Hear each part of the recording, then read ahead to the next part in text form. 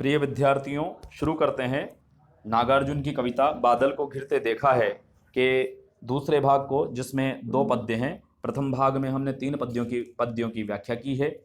आगामी आगे दो पद्य और हैं, जिनमें से जो चौथे नंबर वाला पद्य है वो बहुत ही महत्वपूर्ण है, वो बोर्ड की परीक्षा में पूछा गया है।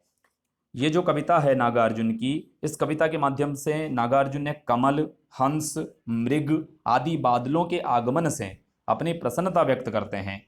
इसका चित्रण किया है। हिमालय की शिखर मालाओं और बादलों का जो सौंदर्य है वह दर्शनीय है। ये जो संपूर्ण कविता है, ये वर्षा ऋतु में पावस के क्षणों में मेघों की सुरम्य छवियों का चित्रण है। और इस कविता की जो भाषा है उसमें चित्रात्मकता है।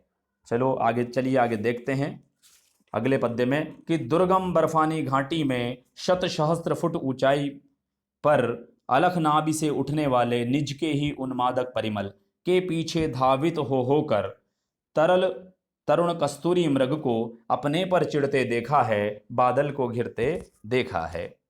कवि नागार्जुन कहते हैं कि दुर्गम बर्फानी घाटी कि ये जो हिमालय पर्वत की जो घाटियां हैं वह दुर्गम है, वहां आसानी से नहीं पहुंचा जा सकता। और शत सहस्त्र फुट ऊंचाई है, जो शत सैकड़ों सहस्त्र हजारों फीट की ऊंचाई पर जो दुर्गम बर्फानी घाटी है, जहां पहुंचना कठिन है, वहां पर एक घटना घटित होती है कि एक अलग नाभि से उठने वाले कि अलग जो दिखाई न दे, कि अपनी ही नाभि से उठने वाला जो दिखाई न दे, निज का ही उन्मादक यानी कि नशीला जो परिमल है, जो पराग है, जो सुगंध है, उसके पीछे धावित होकर के, उसके पीछे दौड़ते हुए मैंने तरल तरुणी कस्तूरी मृग, जो तरल तरुणी है, जो हिरण का जो बच्चा है, तरुण कस्तूरी जो मृग है, उसको मैंने अपने पर चिढ़ते देखा है।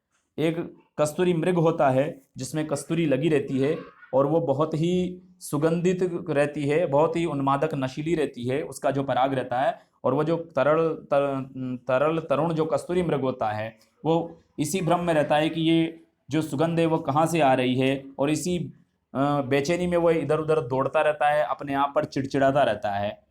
कस्तूरी मृग के माध्यम से यहाँ पर मानवीकरण किया है लेखक ने, कवि ने। कहाँ गया धनपति कुबेर वो, कहाँ गई वो अलका, नहीं ठिकाना कालिदास के व्योम प्रवाही गंगा जल का। ढूंढा बहुत परंतु लगा क्या, मेघदूत का पता कहीं, कौन बताए वो छाया में बरस पड़ा होगा न यहीं पर। जाने दो वह कवि कल्पित था, मैंने तो भीषण जाड़ों में नभचुंबी कैलाश शिखर पर महामेघ को झंझानिल से गरज गरज भिड़ते देखा है, बादल को घिरते देखा है। इसमें नागार्जुन ने कुबेर का जो धनपति कुबेर है, कहाँ गया धनपति कुबेर वो, कि वो जो धन का जो राजा है कुबेर, वो कहाँ चला गया, और उसकी अलका नगरी जो उसने बसाई थी, अलका नगरी कुबेर की राजधानी का नाम है, वो कहाँ गई। नई ठिकाना कालिदास के व्योम प्रवाही जल का। और यहाँ पर संस्कृत के जो प्रकांड विद्वान कवि हैं कालिदास, उनका जो व्योम प्रवाही गंगा जल है, जो आकाश में प्रवाहित होने वाला जो गंगा जल था, उसका भी यहाँ पर पता नहीं लगा। ढूंढा बहुत परंतु लगा क्या, मेघदूत का पता कहीं, कि जो कालिदास की जो प्रसिद्ध रचना है मेघदूत, उसमें जो बादल का वर्णन है उसको भी बहुत ढूंढा, पर उस आकाश प्रवाही गंगा जल का यहाँ कोई पता नहीं लगा। कौन बताए वो छायामय, कि कौन बताए, किसको पता है कि वो जो छायामय है, जो काला बादल है, छायामय काला बादल बरस पड़ा होगा न यहीं पर, कि वह यहीं कहीं बरस गया होगा। जाने दो वह कवि कल्पित था। कवि नागार्जुन कहते हैं कि वह जो कालिदास का जो मेघदूत का जो बादल था वह कवि की कल्पना थी। मैंने तो बरस पड़ा होगा न यहीं पर, जाने दो वह कवि कल्पित था, कि वह कवि कल की कल्पना थी, उसे जाने दो। मैंने तो भीषण जाड़ों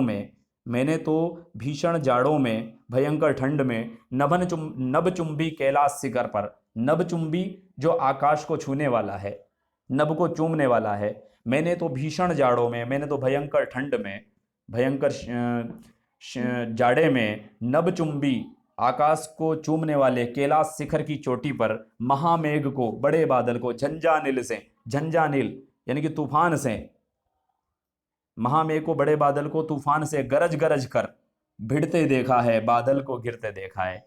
कि जो कालिदास है उसके मेघदूत का यहाँ पता नहीं है, धनपति जो धन का जो राजा है कुबेर, उसकी अलका नगरी का यहाँ पता नहीं है, वह सब कभी कल्पित था। मैंने तो जो मेरा अनुभव है वो यह है कि मैंने तो भीषण जाड़ों में भयंकर जाड़ों में नभचुंबी जो आकाश को चूमने वाली ऊंचाई वाला जो कैलाश शिखर है, उस पर मैंने महामेघ को, जो बड़ा बादल है, उसको तूफान से, झंझानिल से गरज गरज कर भिड़ते देखा है, बादल को घिरते देखा है।